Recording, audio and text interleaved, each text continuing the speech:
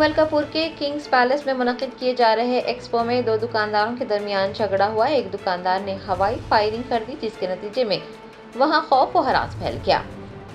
ज़राए ने बताया कि किंग्स पैलेस में अनम मिर्जा के एक्सपो में फायरिंग का वाक़या पेश आया। किसी बात को लेकर दो दुकानदारों के दरमियान झगड़ा हुआ और एक ने हवाई फायरिंग कर दी। इस वाक़े के साथ ही वहां अफरा तफरी मच गई और वहां मौजूद लोग खौफजदा होकर बाहर निकल गए। पुलिस ने फौरन कार्रवाई करते हुए मुलजिम को गिरफ्तार कर बंदूक भी जब्त कर ली है। दुकानदार की जानिब से फायरिंग क्यों की गई, पुलिस इस बात की तहकीकात में मसरूफ हो गई है।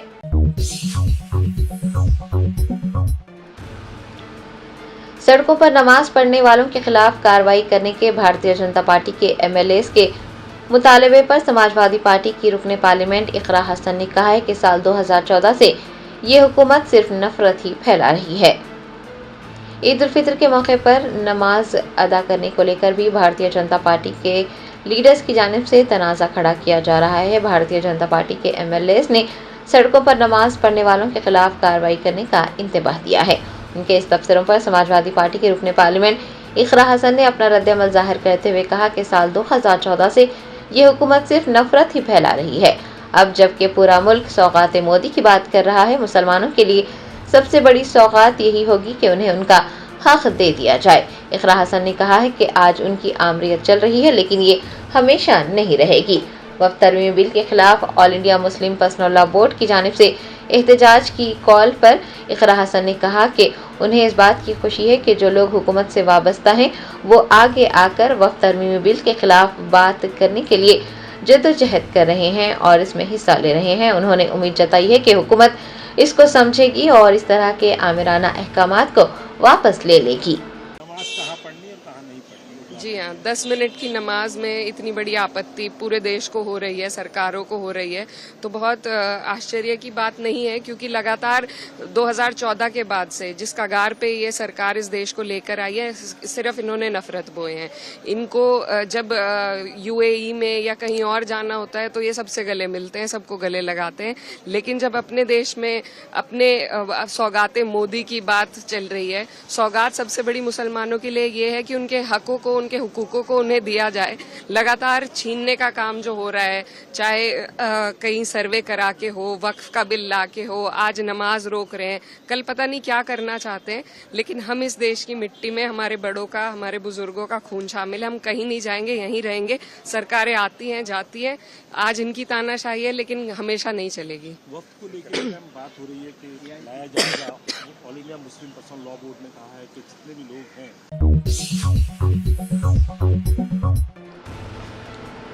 सऊदी अरब में रमजान मुबारक की 29वीं शब को 25 लाख से ज्यादा अफराद मस्जिदुल हराम में खत्म कुरान की दुआ में शरीक हुए। रमजान मुबारक की 29वीं शब को मस्जिदुल हराम में 25 लाख से ज्यादा अफराद ने खत्म कुरान की दुआ में शिरकत की। लाखों मुसलमानों ने इकट्ठे होकर रूहानी फिजा में खुशू व खुजू के साथ दुआएं तलब की। रिपोर्ट्स कहती हैं कि रमजान मुबारक की आखिरी ताख़रात और जुमातुल विदा की वजह से भी ज़ायरीन की बड़ी तादाद सुबह से ही मस्जिदुल हराम पहुँच गई थी। इमाम काबा शेख अब्दुल रहमान अल सुदैस की जानिब से रफ़त अंगेज़ दुआएं की गई। फ़लस्तीनियों के लिए भी दुआओं का एहतमाम किया गया। ज़ायरीन की बड़ी तादाद के पेश नज़र मस्जिदुल हराम में इंतज़ामिया की जानिब से मिसाली इंतजाम किए गए थे। सिक्योरिटी एहलकारों के साथ साथ रज़ाकार और शहरी दिफा के यूनिट्स भी ज़ायरीन की आमदोरफ्त को मुनज़्ज़म रखने में भरपूर किरदार अदा कर रहे थे।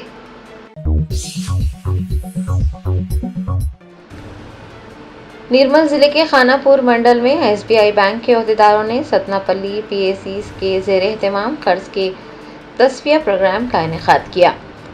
किसानों के कर्ज मुआफ़ी को यकीनी बनाने के लिए SBI बैंक के अहदेदारों ने सतनापल्ली PACs के ज़ेर एहतमाम एक प्रोग्राम मुनक़्क़िद किया, जिसमें किसानों की बड़ी तादाद ने शिरकत की। किसानों ने कहा कि चीफ मिनिस्टर रेवंत रेड्डी ने उनके ज़रूरी कर्ज माफ़ करने का वादा किया है। उन्होंने बैंक के अहदेदारों को यकीन दहानी करवाई है कि वो अपने कर्जों की अदायगी उस वक्त ही करेंगे जब हुकूमत की जानिब से उनके कर्ज अदा कर दिए जाएंगे।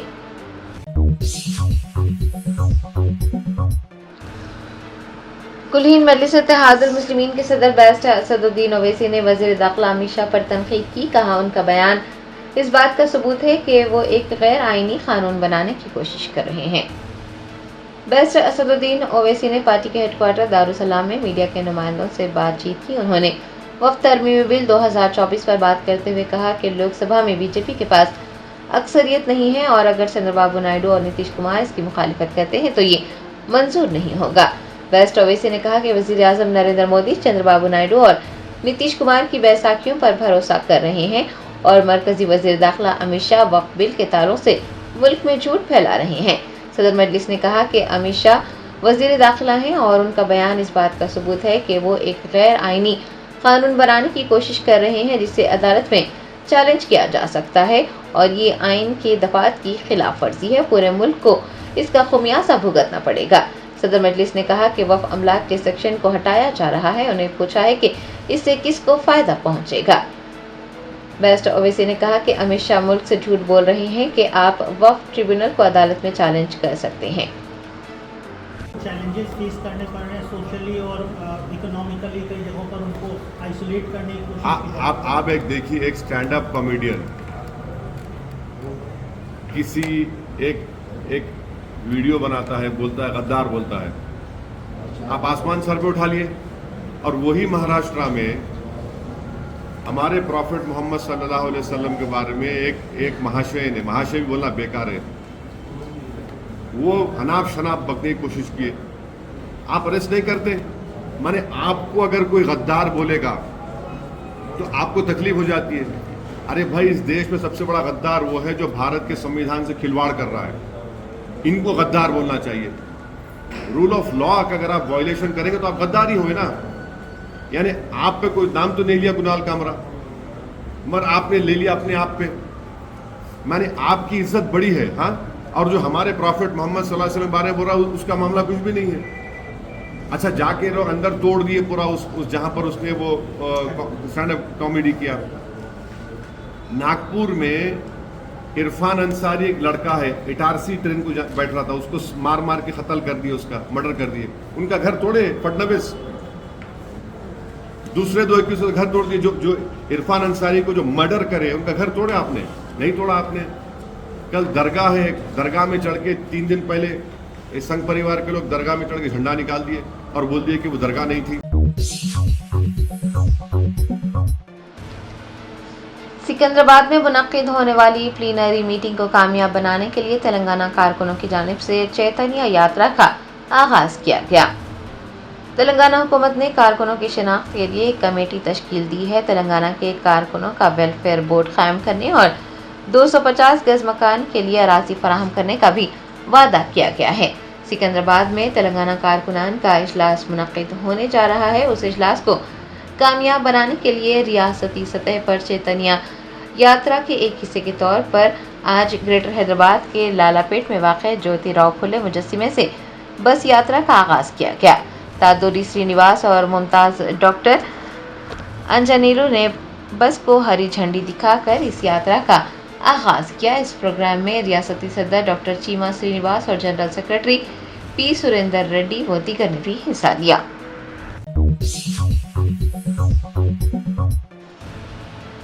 तेलंगाना के महकमे सिविल सप्लाईज के ज़ेर एहतमाम मुनक्किद जायजा इजलास को एक रंगारंग प्रोग्राम में तब्दील कर दिया गया। मुंबई से आई ऑर्केस्ट्रा की टीम के गाने गाने और एमडी के रक्स करने की वीडियोस मंजर आम पर आई। महकमे सिविल सप्लाईज के अहदेदारों पर अपनी जिम्मेदारियों को नज़रअंदाज करने का इल्ज़ाम है। एक जानिब हुकूमत इस महकमे को कर्ज के जाल से निकालने की कोशिश कर रही है, वहीं महकमे में काम करने वाले मुलाजमीन अपनी मर्जी से काम कर रहे हैं। हाल ही में हैदराबाद के IAS ऑफिसर क्लब में ज़िला अफसरान के साथ एक जायजा इजलास मुनक्किद किया गया था और इजलास के बाद इशाया का भी नज़्म किया गया। दरियासना मुंबई की ऑर्केस्ट्रा टीम ने गाने गाए और रक्स भी किया। MD DS चौहान को भी रक्स करते देखा गया। इस वाक़े की वीडियोस वायरल होने के बाद महकमा सिविल सप्लाईज के MD और ओहदेदारों को जायजा इजलास को एक रंगारंग तकरीब में तब्दील करने पर तनकीदों का सामना करना पड़ रहा है।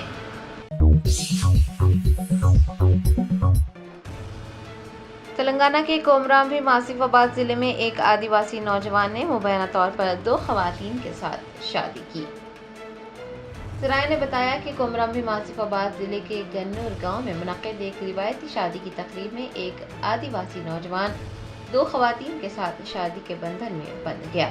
शादी की तकरीब का एक वीडियो सोशल मीडिया प्लेटफॉर्म्स पर वायरल हो रहा है, जिसमें सूर्य देव नामी दूल्हे को 2 खवातीन के साथ शादी करते देखा गया है। वीडियो में देखा जा सकता है कि शादी में बड़ी तादाद में आदिवासी लोगों ने शिरकत की और तीनों के लिए दुआएं की और नेक ख्वाहिशात का इजहार किया। जराये ने बताया है कि दुल्हा ने मुबैना तौर पर अपने गांव के बुजुर्गों की मौजूदगी में शादी के दौरान 2 दुल्हनों का इंतहाई ख्याल रखने का न सिर्फ अहद किया बल्कि एक बॉन्ड पेपर पर दस्तखत भी किए।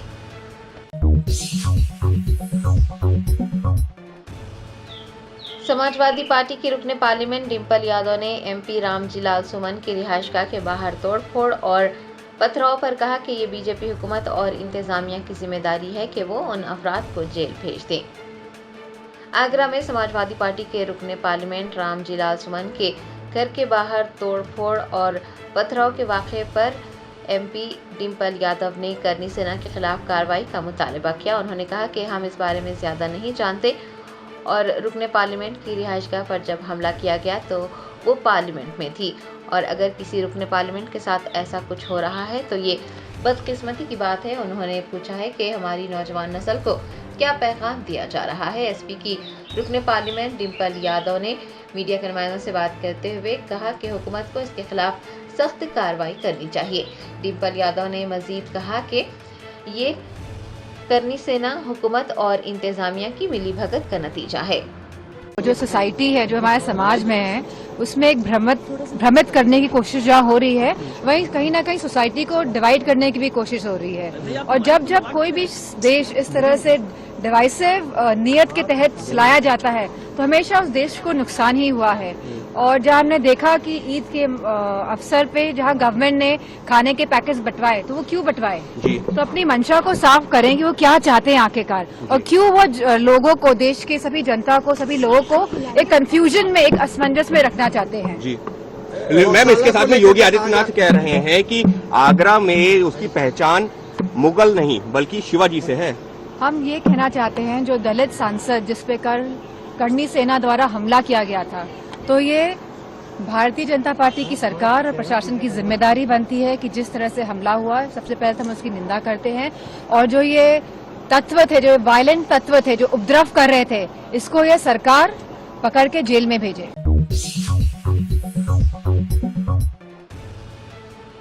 बीआरएस एमएलसी के कविता ने मुतालबा किया है कि हुकूमत रियासती असम्बली में मंजूर करदा बीसी बिल्स की हैसियत पर बयान दे। एमएलसी के कविता ने कामारेड्डी में यूनाइटेड फुले फ्रंट के ज़ेरे एहतमाम मुनक़िद बीसी गोलमेज कॉन्फ्रेंस में बतौर मेहमान खुसूसी शिरकत की। इस मौके पर खिताब करते हुए उनका मुतालबा था कि हुकूमत रियासती असम्बली के जरिए मंजूर किए गए बीसी बिल्स की हैसियत पर अपना बयान दें। उन्होंने ये भी मुतालबा किया कि रियासती हुकूमत को चाहिए कि वो मरकजी हुकूमत के जरिए बिलों को मंजूर कराने के लिए भारतीय जनता पार्टी पर दबाव डालें। उन्होंने याद दहानी करवाई कि पिछली बीआरएस हुकूमत के दौरान केसीआर के जरिए किए गए एक जामे खानदानी सर्वे से पता चला था कि बीसी की आबादी 52% थी। उनका इल्ज़ाम है कि कांग्रेस के जरिए किए गए सर्वे के दौरान बीसी की आबादी को कम किया गया है और ओसी की आबादी में इजाफा किया गया है। उन्होंने मुतालबा किया है कि हुकूमत गाँव के लिहाज से और ज़ात पात के लिहाज से मरदमशुमारी की रिपोर्ट को जारी करे। उन्होंने पूछा है कि कमीशन की रिपोर्ट को आम क्यों नहीं किया जा रहा है।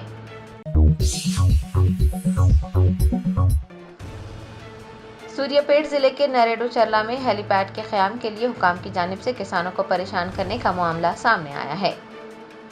ज़राए ने बताया कि वज़ीर उत्तम कुमार रेड्डी के दौरे के पेश नज़र ओहदेदार किसानों को हेलीपैड के क़याम के लिए उनकी खेतों को खाली करने के लिए परेशान कर रहे हैं।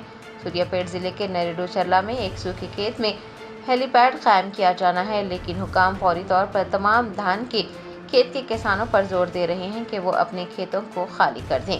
किसानों को धमकियां भी दिए जाने का इंकशाफ हुआ है। ओहदेदारों की हरासानी का सामना कर रहे किसानों ने पूछा है कि हेलीपैड के लिए उनके धान के खेतों को खाली करने पर आखिर क्यों जोर दिया जा रहा है।